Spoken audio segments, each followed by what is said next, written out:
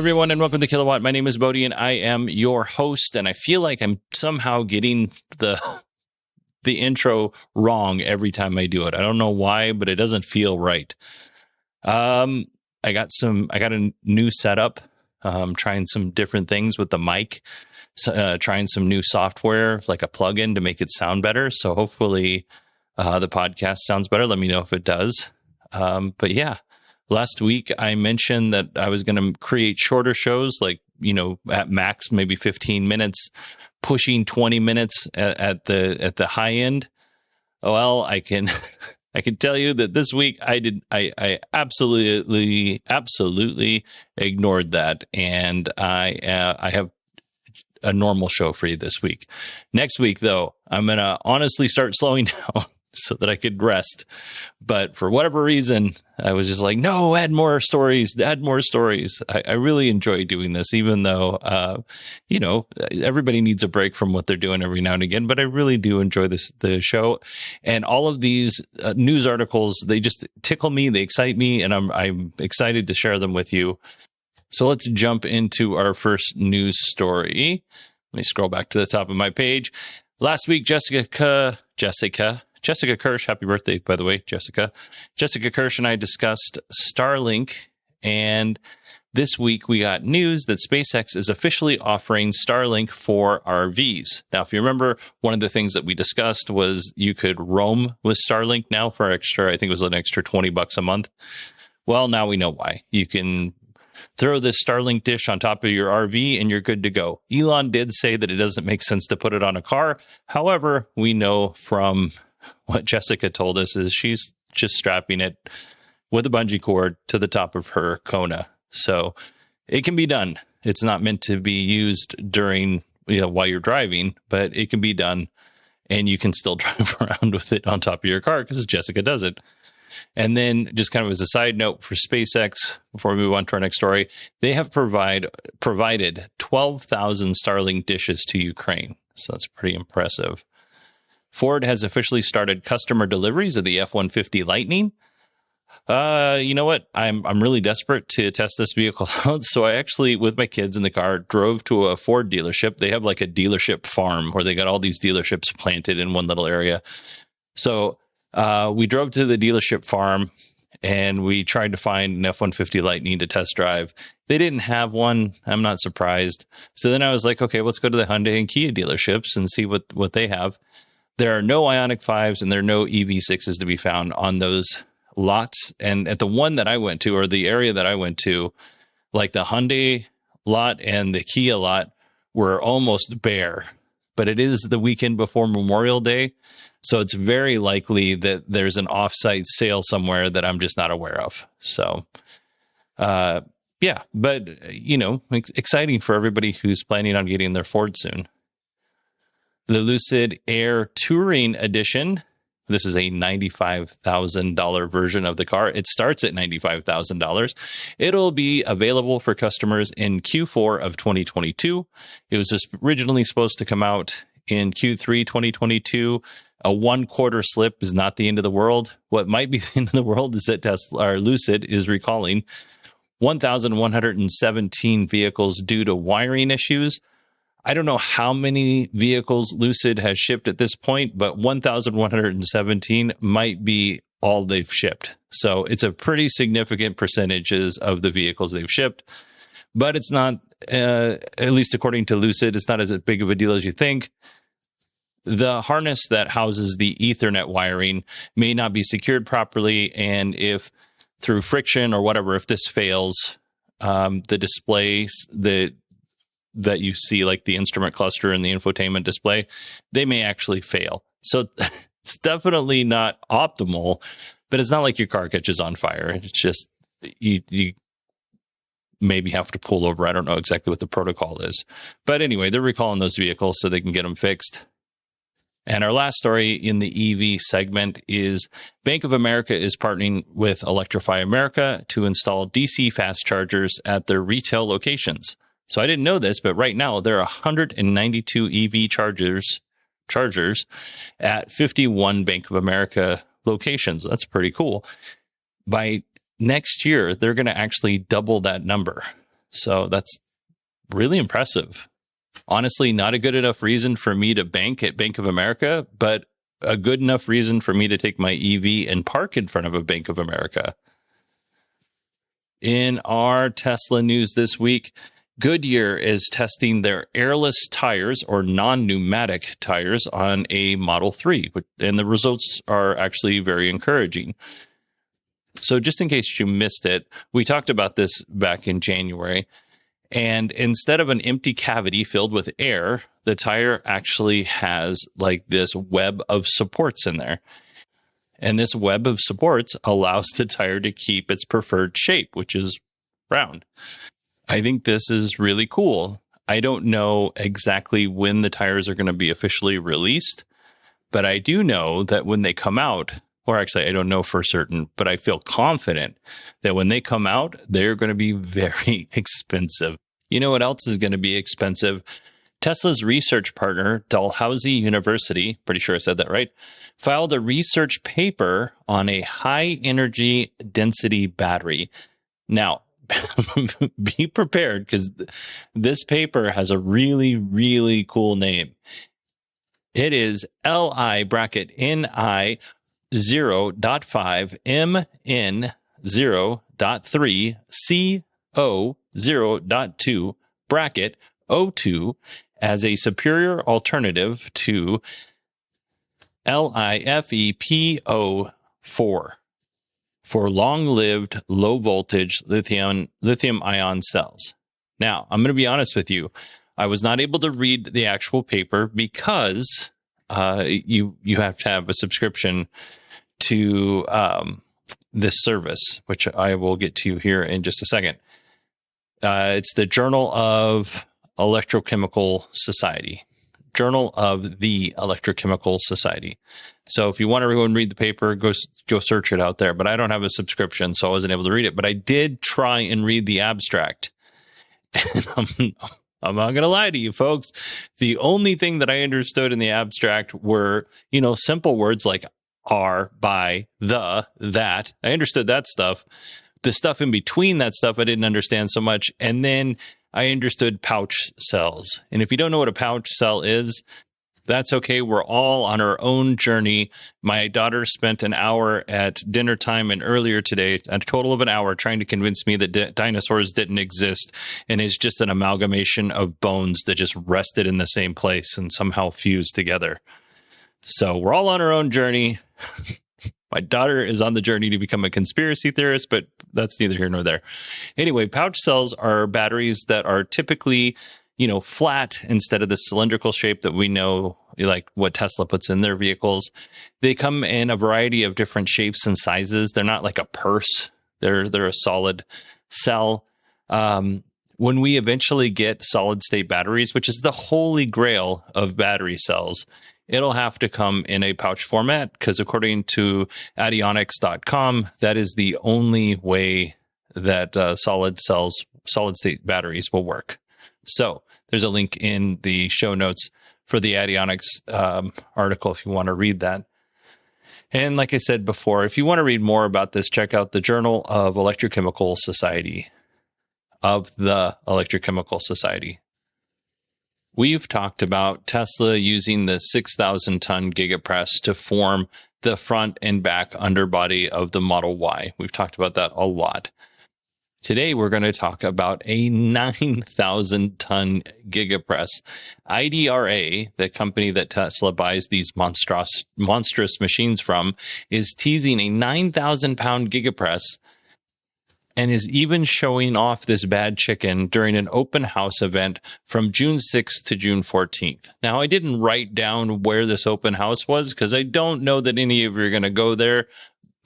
But if you are and you want me to find the address for you, just send me an email, bodie@918digital.com.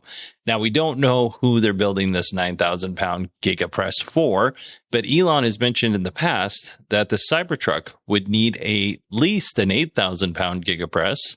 So I would imagine that maybe Tesla might be interested in this.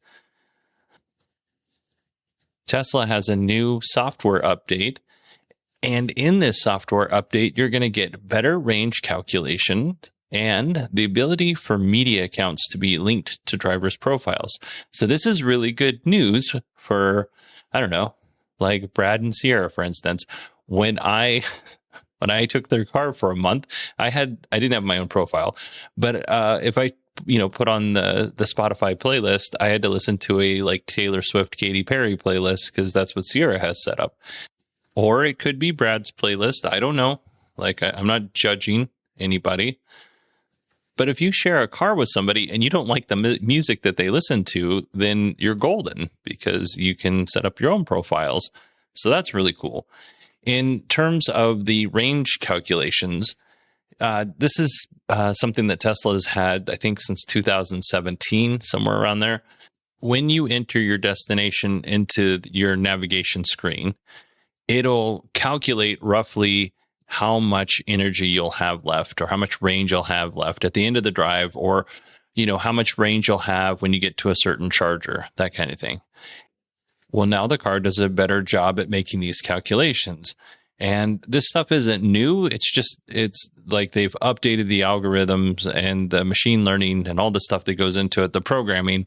They've upgraded all this stuff so that it just does a better job at the calculations. So here's what we got. It does a better job at elevation changes. Obviously, if you're going uphill, you're going to use more energy. When you're coming down hill, you're going to regenerate some of that energy. The temperature, whether it's hot or whether it's cold, that will take away some of your range. It also considers your driving style, which I think was very interesting because, if you have multiple profiles, maybe one person's more aggressive than the other person who's driving the vehicle, it would make those changes. Theoretically, it would make those changes. So that's neat. Tesla has filed to enter the EV battery and solar markets in Thailand. Now, I have been to Thailand several times. When we go to Thailand, we fly into Bangkok. Traffic and pollution in Bangkok is insane. The city's still awesome. One of my favorite places to visit. But if you've ever been in traffic in Bangkok, it is insane, especially if you're from like a Western country, because there are motorcycles that just jump onto the sidewalk and, they pass traffic. The lane splitting, cars do lane splitting in Bangkok. So it's insane there. And honestly, I'm kind of surprised that they're just now entering the Thai market. I kind of figured that they were already there because a couple of years ago, and I had to look this up, but it was in 2020, the Thai police, they bought 7 Model 3s. So that was in 2020. That was, 2.5 years ago. So it may be that they've purchased more or they just stuck with the 7 that they bought. But in any case, having more choices is great for the Thai people. Also, it's very expensive to own a car in Bangkok.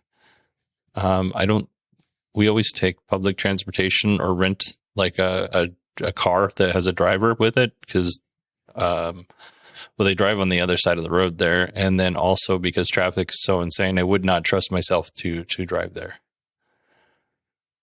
Let's see here. Okay. So apartment complexes are in demand for a variety of reasons that I'm not going to discuss here, mostly because I'm not equipped to talk about this stuff.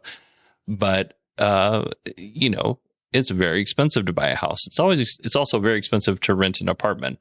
But apartment complexes are becoming very, they're becoming very good at offering amenities to attract renters. So my first apartment was very simple. The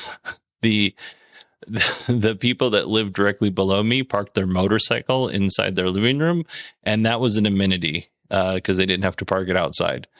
The amenities when I had my first apartment were like it had water, electricity, and heat. That's all I had to pay for. Now apartment complexes have gyms and pools and playgrounds, and they feed you Sunday brunch and anything else you can think of. Well, TLC Properties in Springfield, Missouri, they have launched a cool new program at a 28 apartment complex, so not a very big complex. You can reserve a Model 3 for free, and you can use it however you wish. You just need to have a driver's license and a smartphone. And there is a cost but you're only paying for the insurance for the time that you're using the vehicle. So there's an iPhone app where you can reserve the car and pay for the insurance. It's called Flex Drive. And again, you have to be a renter in this property complex to be able to use this service. But you can take the car out for a maximum of 6 hours, but you have to stay within a 50-mile radius. Ultimately, I think this is a really good idea. It allows people who are curious about electric vehicles to get in one, drive it around, actually see how it works. I think that's great. Right now, gas in the United States and pretty much everywhere else in the world is very expensive. So it kind of gives you a little break on just doing little odds and ends, running around, getting things done. You don't have to pay for gas. You might have to pay for a little bit of charging, but in the end, I think this is a good deal. And it's in beta right now. If this works out, they're going to extend it to a lot of their other properties. So I hope other apartment complexes do that. That'd be pretty cool. Tesla has filed official plans for a 50s style diner/supercharger with 29 stall superchargers. Initially, it sounded like they were going to build this in Santa Monica, but they settled on Hollywood, California, which is in Los Angeles. So I thought their first initial idea was really cool. It would be a diner. You could bring your car. There's a whole culture around Teslas. You could do meetups there. You can have food, all that stuff. Very cool. Well, there is a twist, and I'm really excited about this, and I can't wait to go once they build it. It's going to be a 2-story diner. So on the bottom, you're going to have the kitchen. You're going to have a counter so that people can eat there, maybe a couple tables. And then upstairs, you'll have regular seating. And in addition to the regular seating, you're going to have theater-style seats. Why do you have theater-style seats in a diner? Because it's actually a diner and a drive-in. So this is so cool. The supercharger stalls will actually face the screen. So while you're charging, you can actually watch whatever's on the screen at that particular time. Now, right now, the movies are only going to be, or whatever they're showing is only going to be about 30 minutes long to accommodate a meal and a charging session. Like, they don't want people there for hours and hours. I really hope that Tesla reaches out to like independent filmmakers who make, these short films. They're not a full feature-length movie, but they're not 3 minutes either. Or maybe they can reach out to those folks too. But I hope that they're able to reach out to people who are trying to break into the industry and who are offering really interesting and compelling short form media. I hope that they can highlight those creators. That would be really cool. It's not too far away from where I live. It's about a 6-hour drive. And once it's open, and it's been open for a couple of months, because I don't want to go there anytime within the first 3 months, but after it's been open for a couple of months, I would definitely go and have a meal there. I might go multiple times. Who knows? We talked in the past about Teslas crashing into parked emergency vehicles. And actually, we've talked quite a bit about that. I was even on Allison Sheridan's show, Chit Chat Across the Pond, episode 697. I'll try and remember to put it in the show notes, but it's 697 if you want to hear about Teslas hitting parked emergency vehicles. Well, now we kind of have a twist to that story. And to make this work, I really want you to use your imagination here. I want you to imagine that you are in Mexico traveling down a fairly busy road. You're in a Tesla Model S Plaid.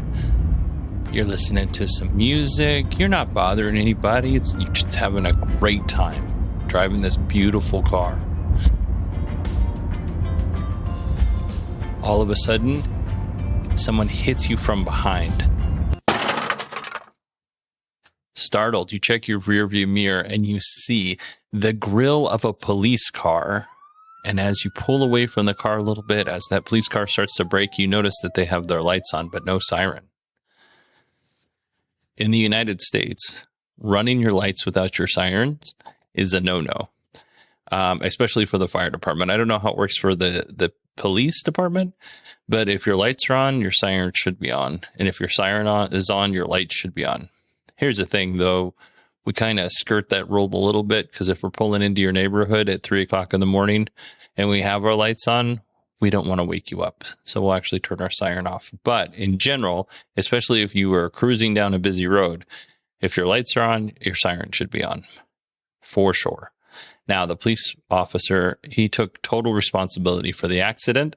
So the Model S Plaid owner, he is, he's got to wait to get his car fixed, but he's not going to have to worry about, whose fault is it. The officer said, this is my fault. So that's a good thing. And the police department assumably will pay for it. There's no word if the Mexican version of the National Highway Transportation Safety Administration will be investigating the dangers of human drivers, though. No word on that. But I'm sure if enough of these human drivers start rear-ending these electric vehicles, we'll start to get investigations on whether or not human drivers are safe. It's time for our timely Elon overly optimistic announcement. Yeah. Elon said that full self-driving should operate without a human driver by this time next year. I'm going to tell you, 1 year this statement is going to be true. I'm not sure it's next year, but 1 year, Elon's going to be right about the full self-driving and operating without a human. Hopefully they are close, but I'm not going to hold my breath on this. All right, we're getting down to our last two articles here. Special thanks to Teddy for cluing me in on this story. He hit me up on Twitter. If you want to follow me on Twitter, it's at 918digital. A Model 3 caught fire while parked in California. So no one was injured. The car was empty. Nobody was in the vehicle. There were some personal items in the vehicle that, ended up getting ruined. But other than that, everybody came out of this story safe. I just want to let you know that. The owner of the Model 3 got a notification that the car's alarm system had activated. He went outside to check, and he found that his fairly new Model 3 was smoking. He ran out there, he opened up the rear door, and he saw fire, and he said it appeared to be coming beneath the rear car seat. So those are the facts. The local fire department came, they put the fire out. It didn't take too much effort for him to get the fire out. The article, here's where we have some problems. The article has a quote from a person about EV fires, and I'm not going to, you can go back and read the article and find this person if you want to. I'm not here to shame them, but here's the quote. EV fires are uncommon, but they're difficult to put out. This is especially true if the fire department hasn't had much experience with such fires. In addition, even after the fire appears to be successfully extinguished, a phenomenon called thermal runaway can cause it to reignite. So, some of this is true. If the battery is involved in the fire, then it's true that it can be difficult to extinguish. If it's just a regular contents fire or an electrical fire in the cab of the vehicle, not too hard to extinguish. Those are pretty easy. Thermal runaway, it happens when the cells in the battery pack are heating up faster than they can dissipate heat. And this is where thermal runaway happens. This is how it happens. That only happens if the battery is actually involved in the fire. If the battery's not involved in the fire, then there's no thermal runaway. So that quote is not quite true. Also, I want to take exception with the idea that just because they're difficult to put out, that fire departments, they don't know what they're doing. This is especially true if the fire department hasn't had much experience with such fires. Well, here's the deal. We've talked about this before. We have a fire triangle. We have a fire tetrahedron. We're just going to talk about the fire triangle. Heat, fuel, oxygen. That's what you need to start a fire. You take one of those things away, the heat, the fuel, or the oxygen, then the fire goes out. So these firefighters are going to have no problem putting this fire out. They might let it burn all the way down to the ground, but the fire is going to go out. They're just going to protect the things that are around it. And once a car catches on fire, especially at the level that this car did, it's totaled anyway. So what we're trying to do is save, mostly the environment and what could potentially catch on fire around the car, the exposures. But the car itself is pretty much written off, and it's totaled at that point. Based on the 15-second video that I saw, it wasn't very long, obviously 15 seconds. The battery was not involved in this fire. Everything looks like it was coming from inside the compartment of the vehicle, not from underneath the car. And the fire was actually kind of lazy. Now, if you're not experienced with different types of fire and car fires, you might think when you see this that it's not really a lazy fire, it's an active fire. But when we say lazy, it's not really spreading that quick. It's not violent. Like, we don't have flames shooting way high up in the air. The flames were like 3 or 4 feet above the roof of the car. That's not necessarily, and they didn't look like they were really, the fire wasn't really rolling. So based on that, and it's just a 15-second clip, I don't think the battery was involved. And, just as a point of pride, yes, EVs are new. That doesn't mean that firefighters don't know how to extinguish them, especially now. Like 3 years ago, that might have been a thing. But today we have a better idea than we did 3 years ago, for sure. Now, in a related story, a Model Y caught fire in Canada. The driver was just kind of chilling, driving around like a Main Street type area in whatever Canadian city he was in. And the car warned him that there was an issue. And then after it warned him there was an issue, the car powered down and it started to smoke inside the compartment, which I'm sure is very scary. And then at some point it caught on fire inside the compartment. The driver tried to hit the button that you normally hit to open the door, but because the power is out, that button was disabled. And then he tried to roll down the window, and that didn't work either for obvious reasons. So he kicked out the window, which I think is awesome. That's exactly how you should do it. Now, we all know there's a latch where you can actually open the door manually in the car. It's like right where your hand rests on the armrest on the driver's side. It's on where your left arm rests. There's a little latch there, and almost every person that gets into a Tesla for the first time, that's how they try to get out, because that's the natural way to get out. But when the compartment is filling up with smoke, you kind of panic. So makes sense. This is what the driver had to say. The doors wouldn't open. The windows wouldn't go down. I kicked through the window, climbed out, and called 911 right away. As a side note, I actually know people who keep window punches in their car for this very reason. Not for, this very specific reason, but just in case they can't open their door for some reason, they have a little window punch and they can just hit the window and they can climb out that way. It'll shatter the window. Or if it's laminated, it'll break it and you can just push the laminated glass out. But anyway, according to the owner, it just said error, error, error. My car just started going into flames. Not flames, but it's smoking up. The battery died on my Tesla, and I don't know what happened. All of a sudden, the battery started smoking. The car got set on fire. The whole car was on fire right now. So judging from the 12-minute video that I saw, I don't think the battery was involved in this either. It's likely electrical of some sort, but I don't think the battery was involved, because all the fire was coming from the compartment. Again, if it was coming from the battery, it would most likely be coming from underneath the car. It wouldn't be in the compartment of the vehicle, at least not initially. So I don't think it was the battery on this. Now, I got really excited because when the firefighters arrived on scene, they deployed a hose line, and that's fine. And you got one firefighter working on the fire to put it out, and you don't need more than one firefighter to put out a car fire. But the other car fire was smart. He had one of those fire blankets, and we've talked about this in the past. And if you don't know what it is, just Google EV fire blanket. Basically, if an EV catches on fire and the battery's involved, you can put this blanket over the vehicle and you kind of tuck it in and you reduce the oxygen that gets to the fire. So it's actually a really cool idea. This fire department actually had one of those, and one of the firefighters was, shaken out of the bag and getting ready to deploy it. Unfortunately, the firefighter on the knob or the nozzle, he did too good of a job, or she did too good of a job, and the fire went out. which is another reason why I don't necessarily think that this was a battery fire. Anyway, long story short, don't believe what you read. This is really scary. Listen, I have a lot of irrational fears, just simply because I've seen a lot of things that a lot of people will never see in their lifetime or even think can happen.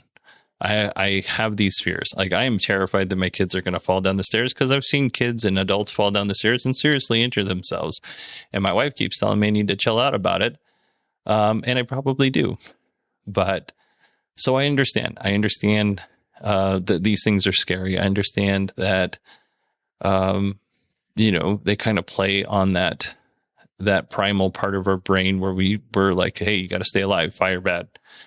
But in the end, these fires were pretty slow moving. Like, if my car caught on fire, I'm being 100% honest here, I wouldn't be happy about it. If my car caught on fire the way that these two vehicles caught on fire, I feel like I'd have a good long time to get out of the car. And even if my kids were in the car, I'd have a good long time to get them out of the car. Like, these were not fast moving fires, which is the safety features of the car that you will never see or know about. That's keeping the car from erupting into a just a ball of flame immediately. So, yeah, I don't know if this is a good way to end a podcast, but this is how we're going to end it. So I want to thank everybody for listening to this show. If you want to email me, it's Bodie, BODIE at 918digital.com. You can find me on Twitter at 918digital. I hope you all have a wonderful week, and I will talk to you next Friday.